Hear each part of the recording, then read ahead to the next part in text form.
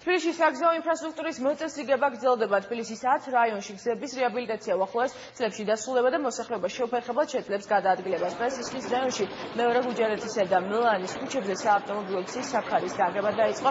6000 კვადრატულ მეტრ ფართობზე კაპიტალურად იგება ასფალტის საფარი. სამუშაოები მაისში დასრულდება.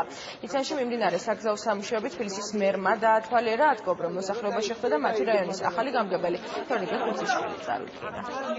ვაზისუბანი და თორნიკე ხუციშვილი აქამდე მუშაობდა ჩვენთან მერიაში ახალგაზრდულ დეპარტამენტს ხელმძღვანელობდა. ცხოვრობს აგერ ბოჭორმის ქუჩასთან, ხო აგერ რაიონიც იცი და კიდევ უფრო მეტი უნდა გაიგო. მთავარი ფუნქცია იქნება, რომ იარო, შეხვდე ხალხს, პრობლემები რაც შეგიძლია შენ გადაწყვიტო, რაც არა და დაიხმარო, გინდა მოქმედი დეპუტატი, გინდა არ შემდგარი დეპუტატი, გინდა მერია, გინდა პრემიერი, გინდა პრეზიდენტი, სულ ერთია. უნდა იყოს ყველა იმ ადამიანის დაცვა, რომლის უფლება შეილახა. აქ არის თქვა, ვიღაცა სამსახურიდან უკანონოდ გააგდებენ სამწუხაროდ, ეხლა საჯარო სამსახურიდან ბევრს ათავისუფლებენ აბსოლუტურად უკანონოდ. იგივე სოციალურად დაუცველთა ბაზიდან სამწუხაროდ ბევრი ადამიანი ეხლა სიმალე გითხრა, რატომ არ ვიცი, მაგრამ ამოღებულია. ჩვენები რომ მოდი ძალიან ცუდი პირობები ხალხი ტალახამდე ყელამდე ტალახი დადის და ჯერ მე კანალიზაცია, მე ეს წყლები და ეს ქვევი და არც მანქანები ამოდის, არც არაფერი ხალხი შეწუხებულია. წლების განმავლობაში ამ მოსახლეობას აწუხებს